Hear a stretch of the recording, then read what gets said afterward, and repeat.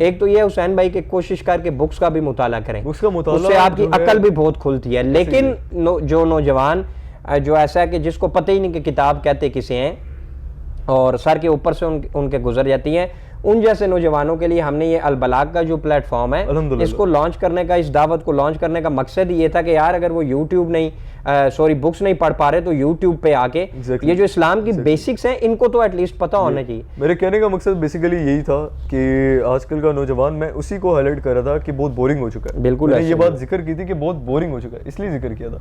ठीक है, बुक पढ़ना बहुत ज़्यादा ज़रूरी है।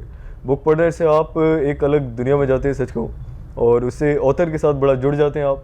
और साथ में ये है कि बुक पढ़ने से आपको हकीकी दलाइल जो होते हैं वो मिलते हैं। अगर इस्लामिक बुक की बात करें बिल्कुल ऐसे तो हकीकी दलाइल अकली और फितरत के मुताबिक आपको मिलेंगे। मैं ये नहीं कहूँगा कि मैं बुक्स पढ़ता हूँ, लेकिन मैं क्रोम पे जाके, गूगल पे, ठीक है, सर्च करता हूँ चीज़ें। ठीक है, उसकी वजह से ये होता है कि हम कुरान की काफ़ी ज़्यादा चीज़ें सीख लेते हैं। वो भी एक तरह की बुक ही होती है कुरान, उसमें देख लेते हैं तो मतलब कि कुरान तिलावत जो होती है वो हम कुरान से करते हैं, लेकिन ये है कि कुरान की कोई चीज़ देखनी हो, उस पर रिसर्च करना हो, आयत के बारे में पढ़ना हो, ट्रांसलेशन वगैरह। अच्छा, तो हम यहाँ ना हुसैन भाई एक चीज़ और ऐड मैं करता चलो, हमारी अक्सर सोसाइटी में ना 100% नहीं कह रहा, लेकिन अक्सरियत का जो तस्वुर है ना वो ये है कि जी मगरिब बहुत कामयाब है। अरे मगरिब की कामयाबी, अब मसला ये है कि पहले तो हमें ये क्लियर करना चाहिए ना हमारी यूथ को, मुसलमान बच्चियों को, कि कामयाबी आप किस जुमरे में लेते हैं, किस जुमरे में लेते हैं। पैसा कमाना, दुनिया का गलबा, ये दुनिया की हर चीज़ आपके पास होना क्या कामयाबी? कुरान और सुन्नत सहाबा नबी सल्लल्लाहु अलैहि वसल्लम के नज़दीक ये थी।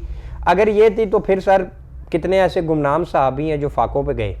ठीक है, अबू ज़र गफ़ारी रज़ियल्लाहु अन्हु, हज़रत मुसअब बिन उमैर रज़ियल्लाहु ताला, हज़रत मुसअब बिन उमैर रज़ियल्लाहु ताला, मैं कहता हूँ गूज़ बम्स बनने के खड़े हो जाते हैं यार कि ये लोग 1400 साल पहले, 1450 साल, इंसानी कोई तारीख नहीं है 1450 साल पहले, ये लोग गुजरे चले। नबियों का तो मामला ही बंदा कहता है जी वही उतरती है, डायरेक्ट अल्लाह के साथ होता है। ऐसे ऐसे सहाबी गुजरे कि मैं बाज़ औक़ात रो पड़ता हूँ, सर पकड़ के बैठ जाता हूँ, अल्लाह दुआ करते हैं कि अल्लाह इन जैसे ईमान के पास ही हमें गुजार दे। मुसअब बिन उमैर रज़ियल्लाहु ताला ने सबसे ज़्यादा दावत दी है मदीना में जाके, अल्लाहु अकबर। और हज़रत उमर इब्न ख़त्ताब रज़ियल्लाहु ताला अन्हु, जिनके पास इतनी बड़ी हुकूमत थी और वो 17 पैबंद वाले कुर्ता पहन रहे थे, ईंट का सराना बना के सोते, ईंट का सराना बना के सोते थे। अब यहाँ के मिनिस्टर थे। क्या अब ये सवाल आता है कि इनका इंटेलेक्चुअल लेवल नहीं था? और सर आजकल के बड़े से बड़े फिलोसफर का वो इंटेलेक्चुअल लेवल नहीं होगा उमर इब्न ख़त्ताब, जो हज़रत उमर रज़ियल्लाहु ताला अन्हु का था। और यहाँ एक और बात मैं ऐड करता चलूँ, अच्छा ये तो ये पर्सनैलिटीज़ हैं।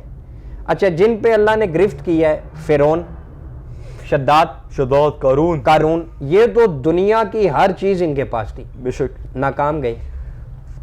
फिरौन जो था उसके बारे में मैं कहूँगा उसने कितने बच्चे कत्ल करवा दिए बनी इसराइलियों के, कितने, और करवाता था, ठीक है, लेकिन कोई एक चूं करने वाला भी नहीं था, एक आवाज़ उठाने वाला नहीं था। ये उसका गलबा था। अच्छा, वो कामयाब है। यहाँ हुसैन भाई एक और चीज़ भी हमारी ऑडियंस सुनने में, जो सुनने वाले हैं ये ना समझे कि शायद हम पैसा कमाने के खिलाफ नहीं, अल्हम्दुलिल्लाह। मकसद नियत क्या है? देखिए माल को तो हज़रत उस्मान गनी और कितने और साहबी आपको मिलेंगे, क्या इनके पास पैसा नहीं था? हज़रत उस्मान गनी रज़ियल्लाहु ताला अन्हु का अभी तक अकाउंट चल रहा है। कोई ऐसा बंदा जो कितने 100 साल पहले दुनिया से रुखसत हो गए, आज तक बैंक अकाउंट, क्या इन लोगों के पास पैसा नहीं था? मकसद हो रहा है। 95% हुसैन भाई हमारे मुसलमान बच्चियों का जो ज़हन बना हुआ है ना वो सेल्फिश है कि पैसा कमाने अपने माँ बाप के लिए, अपने बहन भाइयों के लिए, अपने बीवी बच्चों के लिए। अच्छा, ये तो फिर चले मिडिल क्लास तबके की बात बता रहा हूँ, इससे आप ऊपर जाएं, वहां तो पैसा कमाने का कॉन्सेप्ट, अपना इन्फ्लुएंस बढ़ाने वो तो उनका तो मकसद ही हो रहा है कि मेरा जो दबाव है वो सोसाइटी में, कैपिटलिज्म, सरमायादाराना। 300 साल पहले तो बड़े से बड़ा कोई अमीर बंदा हो वो सेलिब्रिटी कंसिडर नहीं किया जाता। बिल गेट्स, वो आजकल की दुनिया ने पता नहीं उसको क्या, वो अपने दिमाग पे तसव्वुर कर ले, उसे अपना मानते हैं आइडियल रोल मॉडल। सर 1450 साल पहले तो चले पीछे है ना, कभी एलन मस्क चल रहे हैं। हाँ जी, वो देख रहे हैं। 300 साल पहले उठा के आप देख लें, ज्यादा पैसे वाले बंदे का क्या कोई सेलिब्रिटी कंसिडर ही नहीं थी माशा। अब मसला क्या आ जाता है, जो आपने बात की, 2 पॉइंट्स तो हमने क्लियर किए ना, कि एक तो माँ बाप का मसला, फिर जो है मगरिब से बहुत ज़्यादा हम एहसास कम तरीका, उसकी वजह यह है कि वो हम लोगों ने जो कामयाबी है वो बस दुनियादारी और ज़्यादा पैसा और टेक्नोलॉजी का। अच्छा, एक बात, अब एतराज़ करने वाले कहेंगे जी जो टेक्नोलॉजी आप यूज़ कर रहे हैं ये भी तो मगरिब से ही आई है। कुरान ये नहीं कहता कि अगर कोई नॉन मुस्लिम है तो उससे कोई खैर की चीज़ है आप उससे अडॉप्ट ना करें, कुरान बिल्कुल ये नहीं कहता। लेकिन मगरिब का अभी आप और मैं ऑफ द कैमरा ये बात कर रहे थे कि हम ये बात कर रहे थे कि अगर आप फैमिली सिस्टम को उठा के देखें, तलाकों की शरह उठा के देखें और बग़ैर निकाह के, अच्छा निकाह से याद आया, हमारे पाकिस्तान में पिछले दिनों एक केस आया, हुसैन भाई शायद आप सुने, आप परेशान हो जाए। जी जी। एक बुज़ुर्ग बताते हैं जी कि मेरी रिश्तेदार हैं, उनका बच्चा, उसकी कहीं शादी की बात हो रही, जिस लड़की के साथ हो रही उसने और जिस लड़के की शादी होने वाली, उन्होंने ये ख्वाहिश की कि निकाह से पहले हम दोनों एक दूसरे के साथ फिजिकल रिलेशन बना के देखना चाहते हैं कि क्या हम एक दूसरे को मुतमईन भी कर पाएंगे। अब ये एजेंडा मुझे बताएं कहाँ से, अब लिविंग रिलेशनशिप, अब मुझे ये बताएं ये मगरिब से आया, ये यहाँ से आया? मगरिब से। आज भी मगरिब में आपको ये ज़्यादा इस किस्म के जो हैं ख्वाहिश करने वाले लोग मिलेंगे कि निकाह की क्या ज़रूरत है, पहले 5-6 साल हम रह रहे हैं, बाज़ औक़ात तो बच्चे पैदा हो जाते हैं, बगैर निकाह के बच्चे पैदा हो जाते हैं। अब या तो देखें, अभी हम बात कर रहे थे कि जब आपने कलमा पढ़ा, अल्लाह के साथ ऐद किया, या तो आप अल्लाह की मान लें, या तो फिर आप टोटल उसकी मान ले। ये आधा तितर आधा बटेर ये इस्लाम में नहीं है। अल्लाह कुरान में हुसैन भाई गिरफ्त नहीं कर रहा कि आधी शरीयत तो आप कुरान की मान लेते हैं और आधी नहीं मानते। और ये तो नफ्स परस्ती है। आयत मैं कोट करना चाहूंगा, आयत सूरह बकरा आयत नंबर 208 है, उसमें अल्लाह ताला साफ साफ फरमा रहे हैं, अल्लाह ताला बेशक बड़ी ज़ात है और वो किसी से नहीं डरते, इसलिए वो हमेशा साफ साफ बात करते हैं। कुरान नंगी तलवार है सर। हाँ बेशक, आपने बिल्कुल ये बात पहले भी फरमाई थी।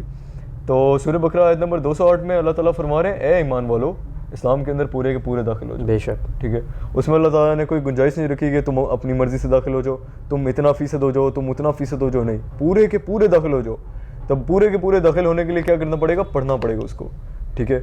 जो पढ़ाएंगे या तो माएँ या उस्ताद पढ़ाएंगे। ठीक है। माँ बाप का मैं इसलिए नहीं कहूँगा कि बाप का रोल बहुत कम होता है, ज़िंदगी में बच्चों के कुछ घंटे उसकी ज़िंदगी के गुजरते हैं बच्चों के साथ। बेशक। ठीक है। उसका क्या दिन होता है? बाप पूरा दिन निकला होता है अपने ऑफिस, अपने नौकरी पे, अपने बिजनेस पे। ठीक है। बाकी ज़्यादा रोल माँ।